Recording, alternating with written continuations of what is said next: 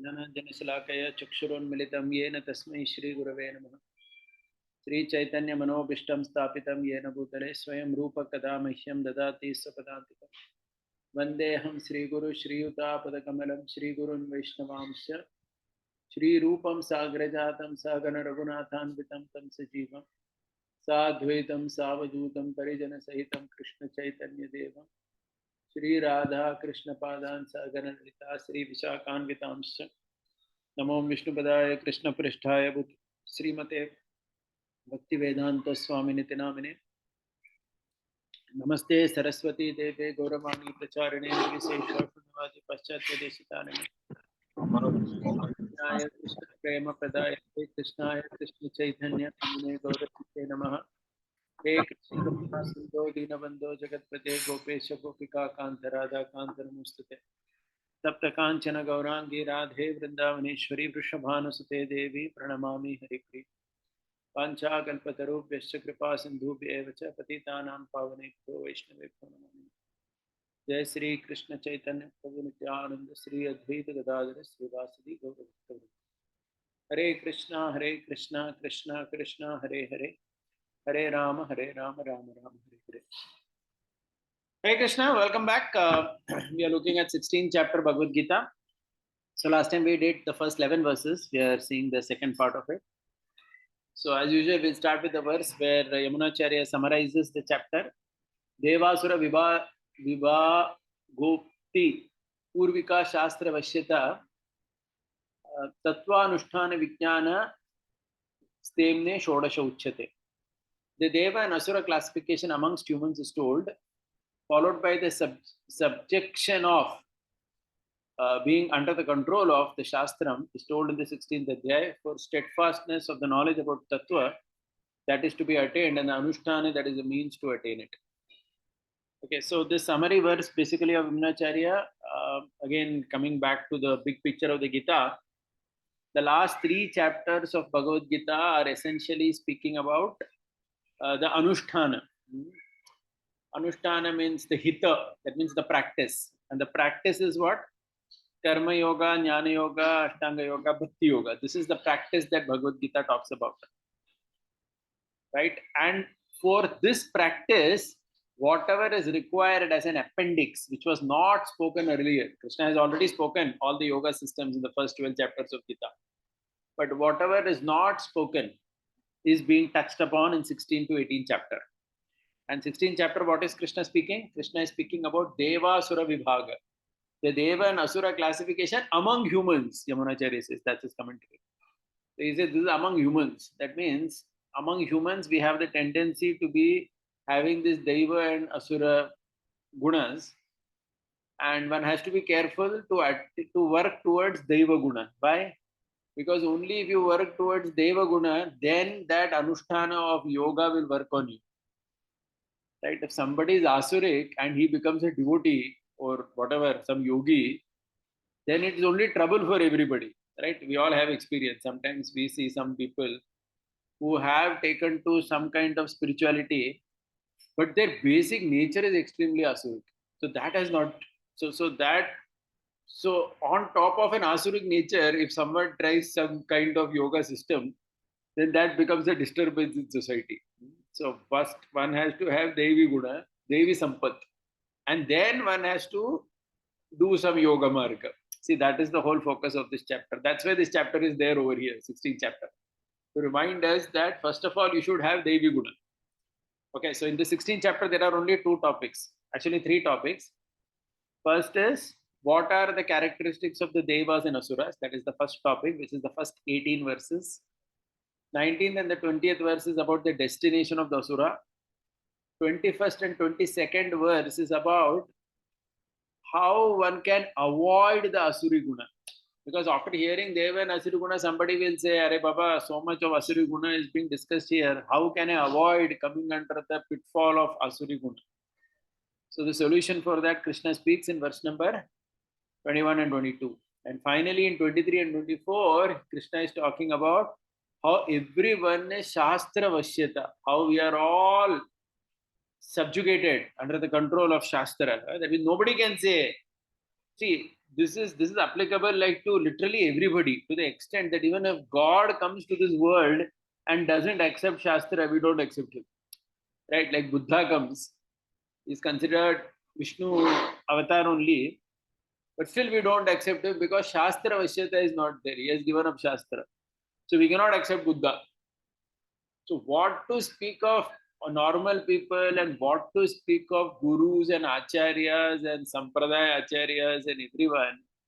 Even when Vishnu comes to this world as an avatar, if he doesn't accept Shastra, he's rejected. Or if he speaks against Shastra. So Shastra is that boundary, right? No one can go beyond it. Nobody is smart, more smarter than the Shastra and can say that, no, we don't care about this, we will still follow this. No, you cannot do that. So that is the last part of this chapter. Okay, so these are the things one should know first of all before one tries to do any yoga system, because without this, yoga system will be a disturbance in society. So that's why this chapter is. Okay, so this is the summary of Sripad Yamunacharya. Though we have already spoken about a lot of the first 11 verses are already done. So I'm just going to move ahead from the 12th verse.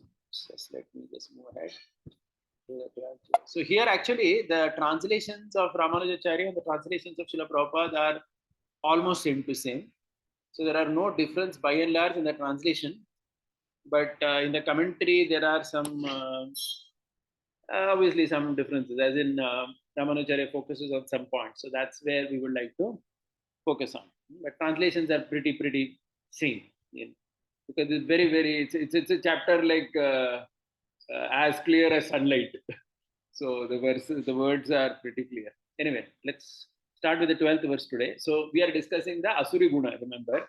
The first 3 verses were the Deva Guna, and from 4th till 18th, Krishna is talking about Asuri characteristic. Look at verse number 12, from which we are starting today. Asha Pasha Sater Baddha Kama Krodha Parayanaha Ihante Kama Bhogartam Anyayen Artha Sanjay. Being bound by hundreds of strong ropes in the form of desires, they have passion and anger as their constant resort. For the purpose of attaining sensual pleasure, they strive by foul means to amass heaps of wealth. Okay, so the same translation, those who have studied Bhagavad Gita as it is, the translation is almost exactly same. Okay, so let's speak about the purport. So Asha here means desire to obtain objects for enjoyment. That is considered Asha. Asha means what you want for enjoyment, and that is unlimited for the Asura. And he has Kama and Krodha as Parayana. See, now the commentary he focuses on this. Parayana generally means like shelter. Like we say, na, Vasudeva Parayana, Narayana Parayana. So Parayana means like shelter. So Ramanuja raises a question. See, this is how commentaries are. They will give a word meaning and they will only raise a question and they will only answer it. So it's like a question answer format. So they say that he says that, see, Parayana generally means taking shelter of, right? Like Narayana Parayana or whatever. So somebody may say, Kama Parayana we can understand. One is always taking shelter of various desires, or one is aspiring for various desires. But how can somebody be Krodha Parayana? Because how can somebody say that I want to have Krodha, or somebody can love, have desire having Krodha, right? So Krodha, nobody will be Parayana, he says. But so then he says Parayana means not aspiring, like Narayana Parayana context, but being situated in. So he says Parayana means to be situated in. So that's why he says constant resort, he has said. That means to be always situated in Kama and Krodha. And Anyayena means, he says, not just the way to get money is for sense gratification, but the way of using it is also decides whether it is Anyaya or not. So he says, when we say Anyayena Artha Sanchayan, Anyayena means by foul means. So he says, this Anyayena, this adjective, it applies not only to how you earn your money, but also how you spend your money. So he says, if somebody earns money through fair means, but spends it in all kinds of, Kama and Krodha fulfillment, then he says that is also Anyaya only. That means that is also foul means only, because Artha, has to be carefully preserved and spent. So this is some additional points in the commentary. Going ahead, some more verses. How the Asura is thinking. The Asura's thought process. Ida madhyam maya labdam imam prapsya manoratham idam asthitim api me bhavishyati punartana. Now this land, wife, progeny has been acquired by me through my own ability. There are few other things which I cherish in my mind, which I will attain soon through my own strength. This wealth which I have earned through my own talent is my control, is in my control. Using my own talents, I'm going to acquire some more wealth in future. So here the commentator he says that the word idam here means all possessions. Idam means all possessions. So because if you see idam is translated as land, wife, progeny. Prabhupada also by and large talks the same way. So somebody may say, idam means it can mean wealth also, na? So he says no, because the problem is the wealth has been spoken separately. Dhanam. So that has been touched upon separately as well. So that's why this dhanam, because in future verses it is touched separately. Here idam means all other possessions other than wealth. Somebody may say, what is wrong in thinking like that all this is mine? That even a person in Ramanujara raises question, even a person in Sattvaguda or a devotee, if you ask him whose car it is or whose house you're staying in, he can obviously say it's mine, I earned this. So what is wrong in thinking like that? Because even a Devi Sampat person will ultimately identify his objects as his own only, and they're natural in this world. So he says the focus here in this word, Ramanujara says the focus is Maya. Is Maya. That means asura के लिए ये जो word है ना मया means मया एव is that means by me only so that he says is the emphasis in this verse. Okay, so I obtain it myself, only I have done it. So basically Ramanujara says in the 18th chapter Bhagavad Gita, Krishna later is going to talk about 5 causes of action. Out of that only one is us, rest other things are there, right? And ultimately there is the karma, deva, super soul also. But the asura pravritti wala vyakti, he doesn't accept super soul or he doesn't accept karma or none of these things. He thinks that with my current power, what I have in this life, I have acquired it. So that is asuric, he says. So he says it's not that one shouldn't think that these are all mine. Obviously, anybody in the world will identify all his wife, children, his land as his only, which is kind of natural and which is fine in a way also. But he says the word Maya is to be seen here as Maya eva, only me, nobody else. Nothing else is there because of which I have got. I myself have got it. So like that. So that is Asurik, he says, because you have to recognize that ultimately it is Daiva, the super soul, who is ensuring that you get all these things as per karma and whatever. Right. So you have to identify that. If you don't, then we become asura, like that he says. Okay, that's the only special focus in this verse. The next verse. Aso maya haya shatru hanishye chaparanapi ishwaroham aham bogi siddhoham balavam siddhu. This enemy has been slain by valiant and powerful me, and I shall destroy other enemies also through my own strength. I am independent, I am the Supreme Lord, and I am not subordinate to anyone else. I have got the ability to enjoy many things which I have built using my own strength. By my own ability, I have acquired many admirable capabilities like intelligence, beauty, and I am successful through my own strength. I alone am mighty, and I have secured a variety of happiness like land, wives, sons, etc. by myself. So Ramanujara says that in the previous verse, it was all about Ishtaprapti. Ishtaprapti means what all we desire to get. And this verse he says is about Anishta Nivritti. Anishta Nivritti means what you want to drive away. So previous verse, the focus was I get whatever I want. And now this Asurik Pravritti fellow is feeling I am capable of handling my problems myself. Ramanujara says that is the essence of this verse. The essence of this verse is the Asuri Pravritti guy, he feels I can handle my problems myself. I don't need Ishwara's grace. I don't need any of it. Myself, I can handle all my issues. So that is the essence of this verse. Okay, now you can see all the whatever is being said in this verse that this enemy has been killed, this problem is solved, I have the ability to do this, that. So the person is feel I am capable of resolving all my issues myself. Who gave you this power? If you ask him, did the Lord give you this power? And the answer is no. I didn't. I am Ishwara. So that's why Ishwaroham comes. That I am independent.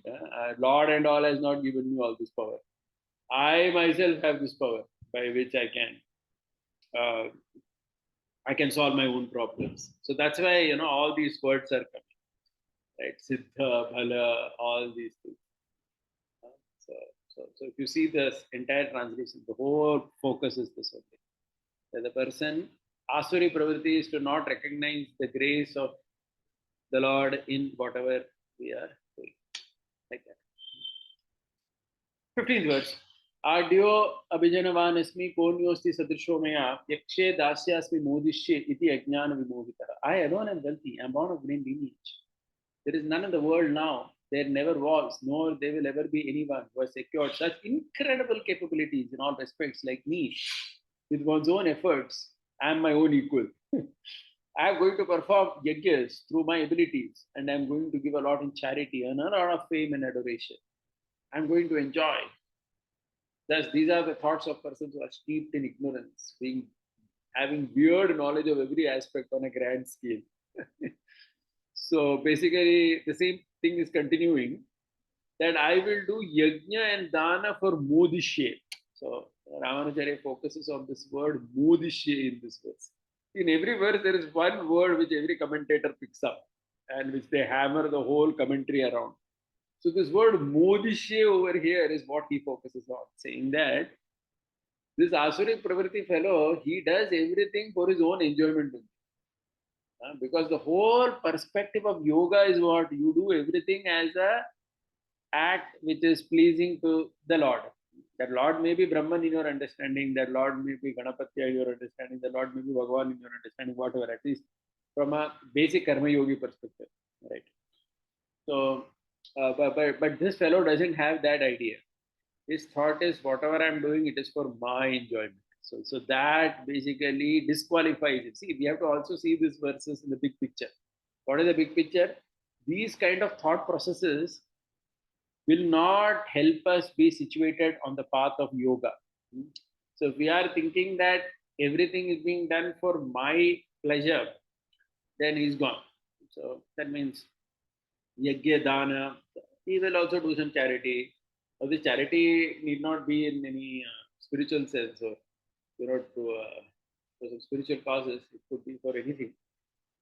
But basically, it's for fame, adoration, and enjoyment.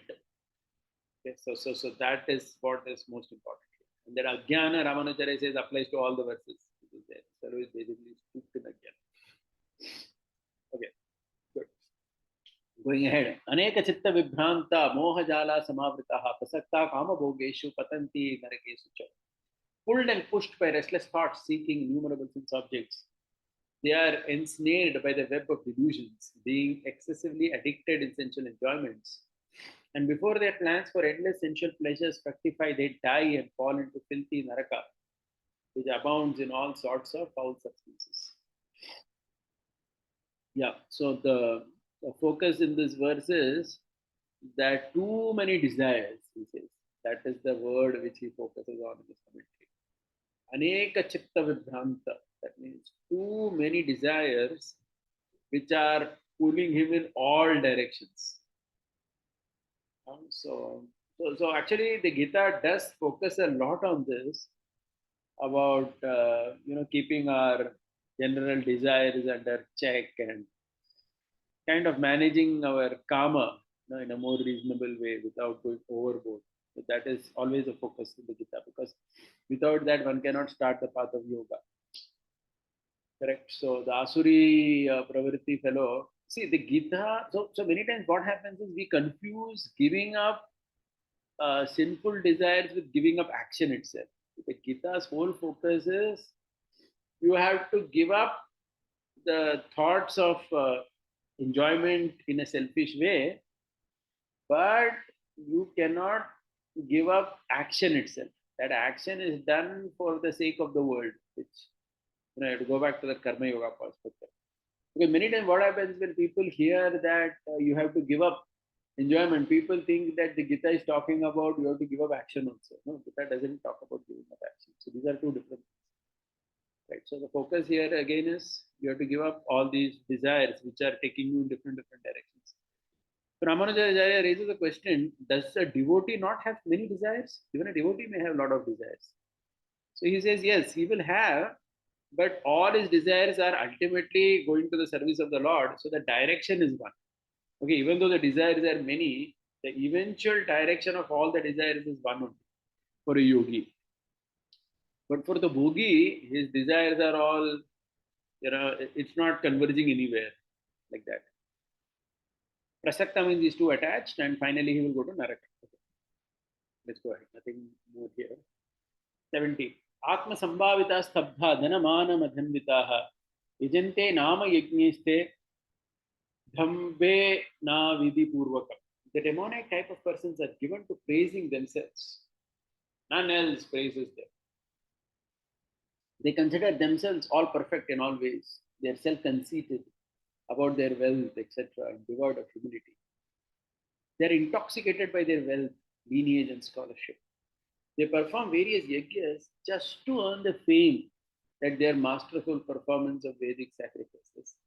They're performing wasteful rituals which are yajna in name only and are against the prescription of the Shastra. Ramanujacharya says in this verse, which is the word which is the most on which is most focus. He says this word Nama Yajna. Nama Yajna means namesake. So the namesake is what is the key thing in this verse. Because that will basically distinguish the Asuri Pravritti from the Devi Prakriti. Because this fellow is doing many things, but everything for namesake. Namesake means what? Namesake means just to show that he's a dharmic person. So, Nama Yajna. So Ramanujacharya says nobody should read Nama Yajna and think that this is Sankirtan, Nama Sankirtan.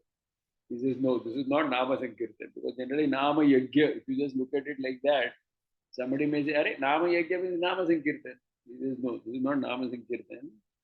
This is namesake Yajna.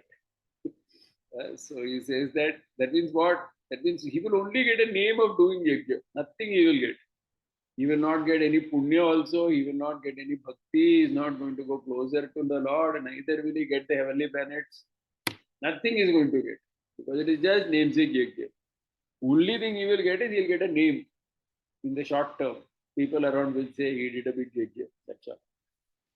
So he says that if you have Asuri Pravritti, then that's what happens.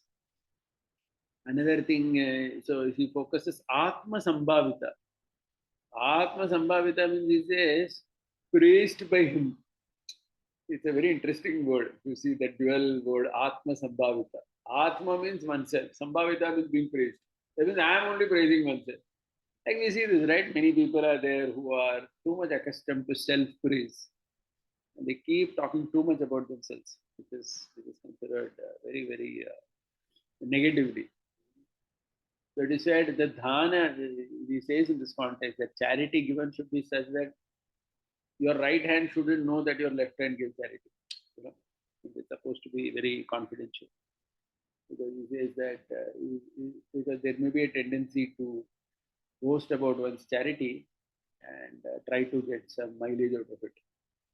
So he says that it should be very secretly done. Stabdha, this word stabdha here means not offering respect to anybody else. So he gives all these examples like Indra Brihaspati. When Brihaspati comes, Indra doesn't stand. We know all the stories, right? The Puranas. Drishta. So, yeah. Yeah. So drishta items, one has a lot of money, fame, or drishta items. So, okay, sorry. There are two things in this world. One is drishta and one is adrishta. Drishta means what we see. Like, we see money. Right? Somebody has money, we see money in him. We see fame. These are all drishta. Adrishta means like punya, offense, papa. These are adrishta. So basically, he says because one has dhanamana madanvita, then one is having mother. Mother means an intoxication due to wealth and pride.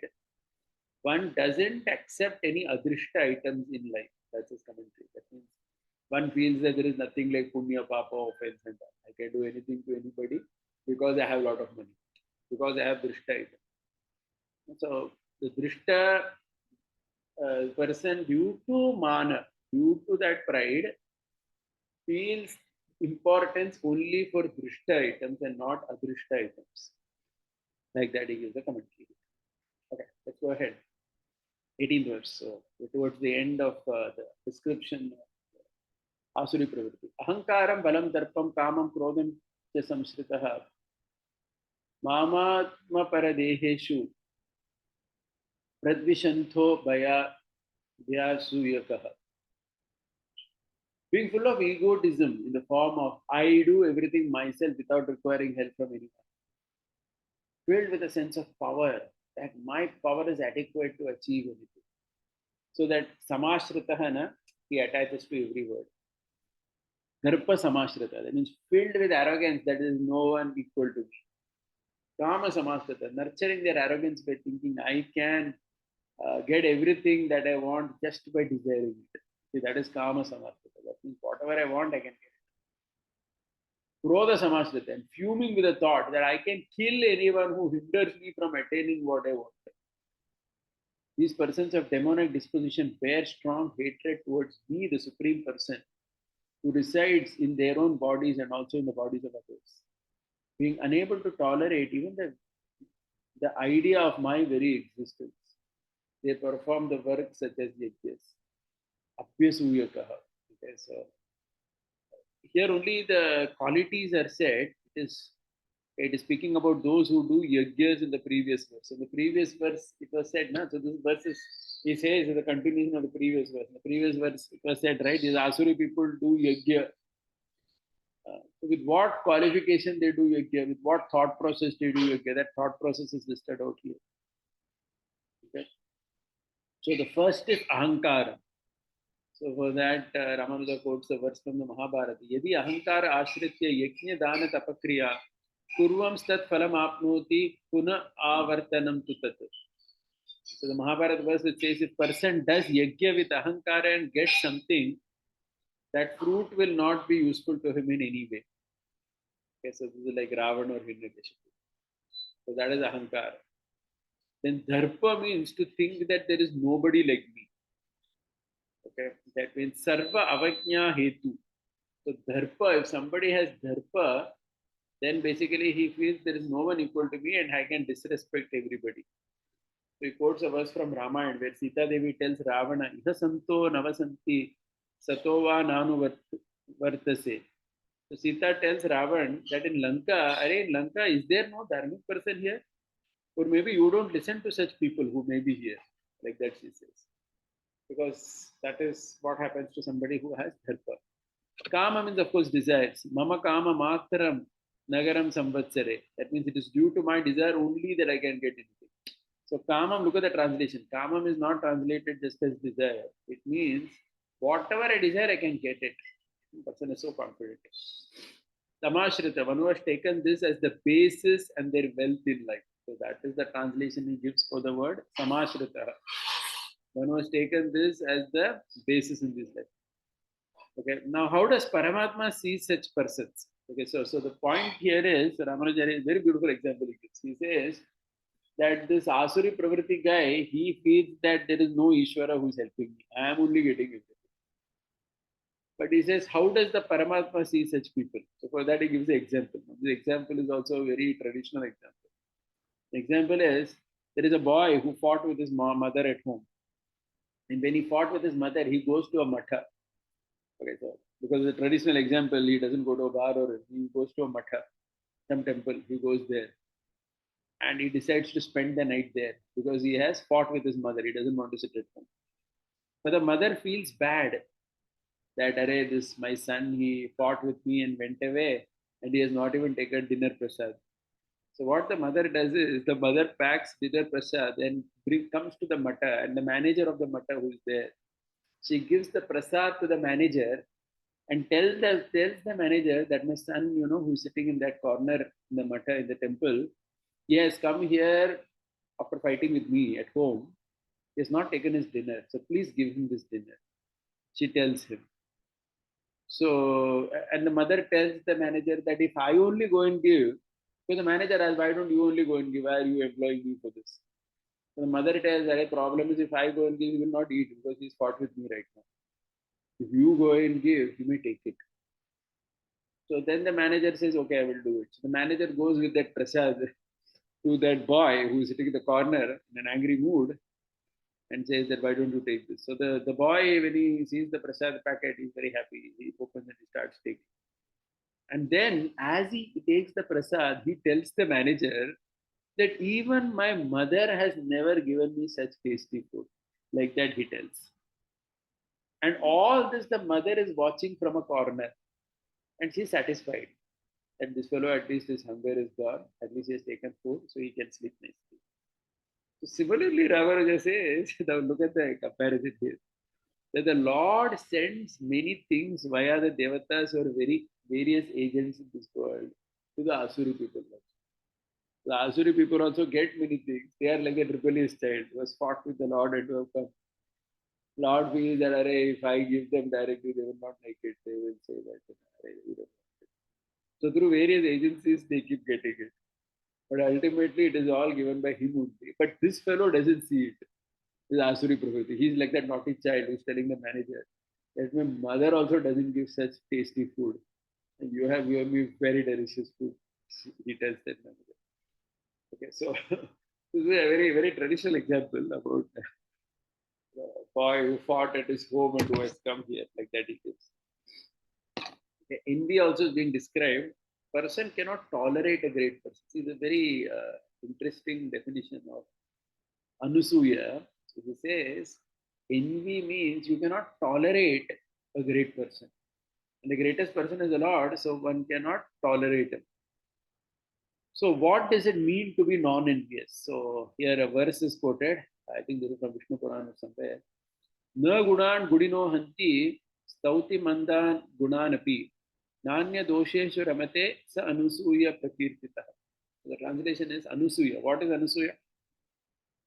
If someone has good qualities, one doesn't reject but accepts his good qualities.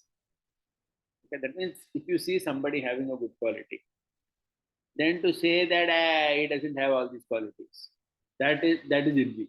So that is the definition of envy. See, because we use these words, but the Puranas give very precise definition of these words. So envy means what? Someone is having good quality, but we to say that he doesn't have is envy. So not to do that is non-envy.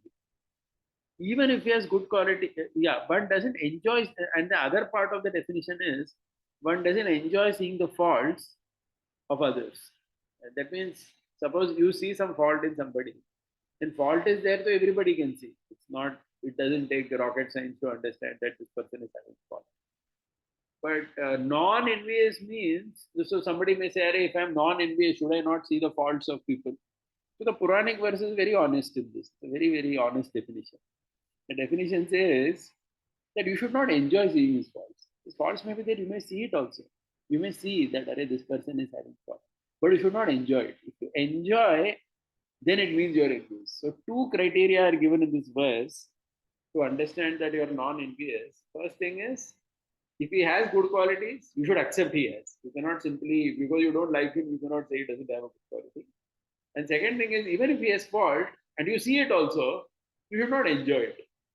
If these two things are done, you are considered non-envious, which is a very, very down to earth definition, you may say, Anusuya. So from the Puranas, I read that verse, right? Then there's another verse which is so Anusuya is one level, and there is Pradvishantaha. So here, that word is there, Pradvishantaha. You can see that in this verse. So Pradvishantaha, Ramanuja, is the heightened state of envy. I will never listen to this person. I wish that he dies. That means Pradvishantaha means, see, two things we said before, right? If somebody has good quality, to reject it, that is envy. and somebody has bad quality, to see that and to enjoy it. This is also envy. But so this is normal envy, which is called anusuya. But there is a heightened state of envy where when you see a person, you cannot tolerate him and you want that he dies. Like that. Okay, and the Lord is saying here that Asuri people, they ultimately they do pratnishantaha of him only. That means they feel that the Lord only should die. Like that. So there is a Puranic verse. Majjanti pitarastasya narake shashvati samaha vishashur vibhutam shreshtam devam narayanam hari. So it says, one who envies Narayana's forefathers go to hell for eternity. Okay, so there's a Vishnu Puran verse actually which says, I mean, there are two verses. One verse says that if somebody becomes a Vaishnava and is non-envious, then his forefathers all dance. And if someone becomes very envious of the Lord, then his forefathers go to hell. Like that, there are two verses. The second one is Aspodayanti Pitaraha. Aspodayanti. That means, they are very, very happy. Nrityanti Pitamaha. Nrityanti Pitamaha means all the forefathers are dancing. Vaishnava Nakule Jata Sanasanta Risheshati. That means the Vaishnava is born in their family and they're all going to get delivered. So they all start dancing. Okay, so this is what envy is. Okay. So in short, yeah, to not accept what good qualities they have and to enjoy their bad qualities is all part of envy. So that is the description. So these qualities one should avoid. So as I was saying earlier, if with all these qualities one becomes a devotee and maintains these qualities, then it becomes very, very difficult. So that's the purpose of this chapter. Right? We're reminding ourselves of that. Okay, now we are coming now. So till now, Asuri Pravriti is done. Okay, so first three verses were Devi Prakriti, and from 4th to 18th was all about the description of Asuri Pravriti. Now Krishna is talking about their destination. Let's have a look at it. Tanaham Dushata Kruran Samsareshu Naradaman Kshipami Ajasram Ashubhan Asureshkava Yonishu. Such kind of persons with demonic mentality who hate me are cruel, are the lowest among beings and are harmful to themselves and others. I hurl them again and again in the world of transmigration into demonic wombs only where they continue to act contrary to my commandments. Okay. So Krishna is saying, I push them, Kshipami. So this is the verse that Ramanujacharya emphasizes. I push. So somebody may say, how can he push? Doesn't he have Karuna? Why only some? Why only some people he's pushing like this? Is it not partiality? There is no. Because these people, see again, the example is beautiful. Huh? I just come to that. I mean, this commentary to this verse is very, very detailed, very beautiful commentary. We'll go a bit slow. So first thing he says is that this verse 16.19 has to be connected to 7.15 Bhagavad Gita. So what is 7.15? 7.15 is those four people, right? Naradaman, those the four people who are determined not to Namam Dushkritino Muda Prapadyante Naradama Maya Apakrita Jnana Asuram Bhava. So this 7.15. So Ramanujacharya says that there were four people used there, na Mudha, Naradama, Asura, and Maya Apakrita. All those four are there in this verse also. Naradama was told that here also Naradama is there as it is. Naradama. Then in 7.15, Krishna, what he said as Mudha is there here as Ashubha. Ashubhan. So he says this Ashubhan is connected to that Mudha of 7.15. And there Krishna had said Asurim. Asurim, here it is Vishata. Vishata means to hate. In fact, Prabhupada also, if you go back to 7.15, then Asura means he's calling them as the Hindus people. Asura is Vishata. Maya Apahrita is being said here as Krura. Krura. So these four are connected to those four. And what does Krishna say he'll do? He'll push them into samsara. Push them into samsara repeatedly. He will repeatedly ensure that they are born in lower species. He keeps pushing them more and more. So somebody may say, but this goes against the philosophy. How can the Lord actively push them? Because when he says, I hurl them again, Shipami means, look at the translation. Shipami means I hurl them. Hurl them means I throw them into those species. And again I throw them. I allow them to go further and further down. So it looks from this verse that there's too much active infringement, or what shall I say, active interference of the Lord by sending someone to a lower status of life. So again, Ramanujacharya, you see, one thing about this commentary is, which I like very much, is they quote a lot from Upanishads and Puranas, which is a very standard thing. Right? And those days, we can imagine, see, nowadays you have Google search and so many things to search. Those days, how do you search a reference for this in some Puranas? Look at this. Now, he has got a verse from the Upanishads. Now, look at this verse and then we will connect it to what we are saying.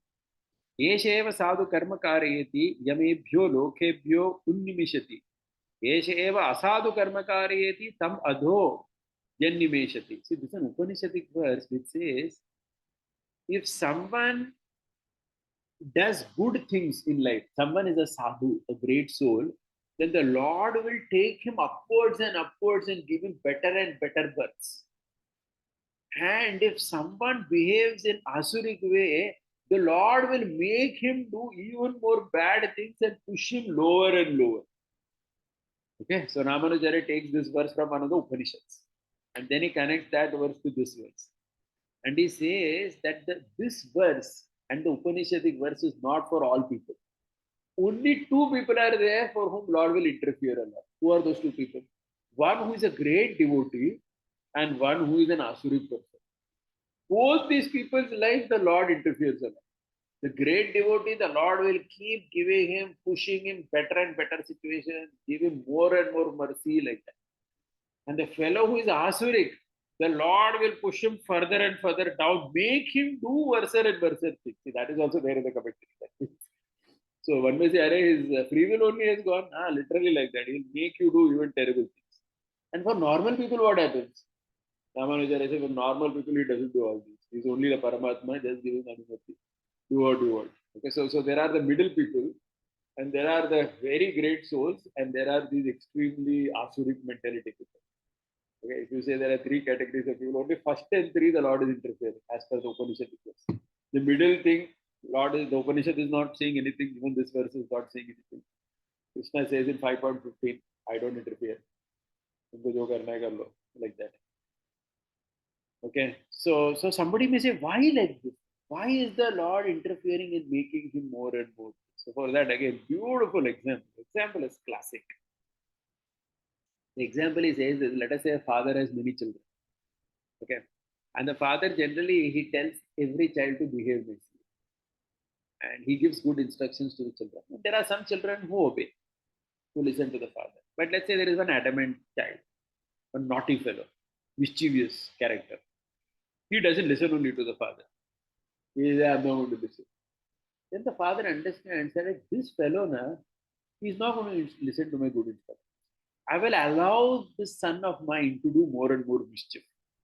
Let him do more and more nonsense. So he will allow the child to do more and more mischief and nonsense. And one day, what will happen is the child will do some mischief and fall down and hurt himself very badly. At that time, the father will come and say, see, I told you before, don't misbehave. At least now you have to. So he uses this as an example that he says, what the Lord does is, suppose somebody is demonic, like somebody is like Ravan type person. The Lord knows, yes, if you give good instructions through Guru, Sadhu, and all, this fellow will not change. So let me do one thing. But still, I have to change him. See, the Lord's mentality is, even the fellow is asuric, I have to bring him back to me. How to bring him back? So the only way to bring him back is, he says, you have to push him to the rock bottom. Okay. That means, see, if you are somewhere in the middle, then you are not rock bottom. Okay, so either you're top, you're a bhakta, or you're in the middle, struggling devotee, or you're totally confused. So this asuric person who is there, the Lord feels, how can I get this fellow back to me? Like Ravan kind of person. He has to do more and more wicked things. And finally, he has to do such a wicked thing like kidnapping Sita, etc., where the Lord only will have him come and punish him. And then only he will improve. Then only, his whatever he can get mukti and he can get. So this is part of the Lord's karuna, he says. So the whole commentary is that this is part of the Lord's compassion to such people. Because there's no other way to, get them in line. They are like a mischievous child. The father has to allow the child to do more and more nonsense. And ultimately hurt himself and fall in such a big trouble, then catch him over there at that point. Come on, now you have to come back to it.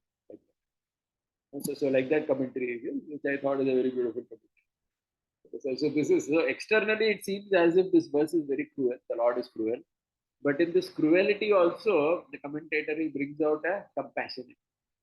There is a compassion in the Lord. Okay, one more verse is there again about destination only. आसुरीं योनिमापन्न मूढ़ा जन्मनि जन्मनि माम अप्राप्येव कौन्तेय ततो यान्ति अधमां गति. So this is all destination of the asura. Oh Arjuna, son of Kunti, born into demonic species, that perverse knowledge about me grows in each and every birth. Without acquiring a clear knowledge about me, the Lord of all, compared to the present life, they keep getting born in lower and lower modes of life and get ruined. Okay, so again, we have to apply whatever we said in the earlier commentary to this commentary as well. It looks as if the Lord is very cruel, but actually he isn't. His whole intention is to take him to the rock bottom and ultimately take him back to him. Like that. Okay, so first thing is, here he says that this person who is there, so Raghu asked the question here. See, now again, if you look at this verse is saying that such people, Maam aprapyeva, they don't achieve me. Literally, aprapya means they don't achieve me. Na? But this word he has translated differently. Look at that aprapya word. He has translated as without acquiring a clear knowledge about me. Somebody will say, Are aprapya means to achieve. Aprapya means to not achieve. Correct? Ramanujari says, but why will you talk about the Asuri fellow as aprapya? See, the Asuri person didn't want only the Lord. It is like saying that such and such person did not come to Mount Everest. He never aspired only to go to Mount Everest. If somebody is starting to climb Mount Everest, climbs 60% and then comes down, you can say, oh, he could not achieve Mount Everest. But a normal person who is struggling to walk in his housing society only, you will not say that he could not achieve Mount Everest. He never desired only Mount Everest in the first place. He is so happy in his own illusion. Why will you say that? So the point is in this verse, when Krishna is saying Mam aprapyeva, the commentary is, how can you say that the demonic person did not achieve Krishna when he had no goal only to achieve Krishna? He was not interested only about it. So that is why he gives a different translation to it. He says that aprapya, we cannot see it as achieving him without acquiring a clear knowledge about him. That much you can say. That knowledge he will not get. He will not get any. So he says you cannot take it directly. That means the first step of getting basic jnana about the Lord, that also is not going to get. Okay. And he will get lower and lower forms. But don't worry, even with all these lower forms, ultimately he is also going to be given moksha by the Lord. So that is his plan. That is the Asuri fellow will push him lower and lower till one dead end. There I will only have to come and take him back. Like that. Yeah. Now, 21st verse. Now, what is the 21st verse? See, now please remember, two themes are over in the 16th chapter. First 3 verses were Devi Sampat. Verse number 4 to 18 was Asuri Sampat. 19th and 20th verse was destination of the Asuri. Where he goes. We have understood the destination. He is going to hit the rock bottom, and eventually Krishna only has to come and take that fellow back. Okay, we have understood that. Okay, so now the Lord is going to conclude. So what he is going to do in the next 2 verses is going to say how to avoid Asuri Pravritti. So somebody after hearing all this, see a decent person after hearing all this, he should feel that I don't want Asuri Pravritti. Somehow I should save myself from Asuri Pravritti. So one may say that itne sare characteristic Bhagavan ne bataya, right? So many things the Lord said in 18 verses, in 15 verses about Asuri Pravritti. So which one to avoid? There's a confusion. The Ramanujacharya says, don't worry. Krishna has just taken the essence and he has pointed out. Trividam narakasyedam dwaram nashanam atmanah kama krodha stata lobha tasmat Etatrayantarati. So he says just three things. So the Lord is summarizing by saying that there are only three things that will avoid you from going into Asuri Pravritti. Don't worry about so many verses we saw. Tension mat lo uska. Desire, anger, and greed are the three types of causes which lead to demonic disposition. See, Narakasya means he's saying which lead to demonic disposition. Why? Because they lead to increase of the load of sins in birth after birth, which can prevent the vision of the Jivatma forever. Therefore, get rid of these three causes first. Right? Beautiful. If you connect it to the core context of this chapter, this translation and this commentary is beautiful. Because there are so many characteristics of asuras, but only three are to be given up: lust, anger, and greed. Okay, these are considered to be the gates to hell. Okay, that's it. So there is a hope for asura. So what is the hope for asura? That if somehow these three he can protect himself against, then he can be saved. That's the point. Okay. Kama, Krodha, and Lobha. So each of these have their things also, like especially for Lobha, that's why charity is emphasized a lot. One must be charitably disposed. That is especially connected to Lobha. Especially for a householder, charity has been emphasized always in all our scriptures because one has to keep giving. Yeah.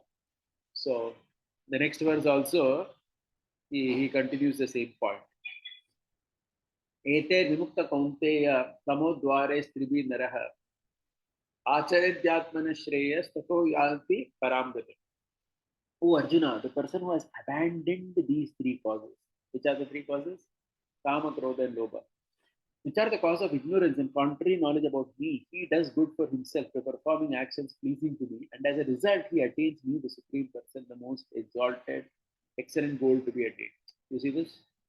So now it becomes very clear that if these three can at least be given up, then one can start approaching the Lord. That means one can start doing yoga. See, you have to see this whole thing in the big discussion. What was the big picture? 16, 17, 18 chapter are basically telling you some things about which are necessary so that you can do yoga system properly. Whether you want karma yoga, bhakti yoga, whatever, you have to have these qualities. Somebody may say it's very difficult to give up these three. So Krishna says no problem. So that's why he speaks the next verse, the third verse. If you find giving up these three faults difficult, then just do one thing, follow Shastra. That's why he says, next Krishna speaks this verse. Yes, Shastra midi utsricha bhaktate kamakarakaha. Nasa siddhim avapnoti na sukham na parampatim. So the translation. So this brings us to the final theme of this chapter. What is the final theme of this chapter? Shastra Vashyata.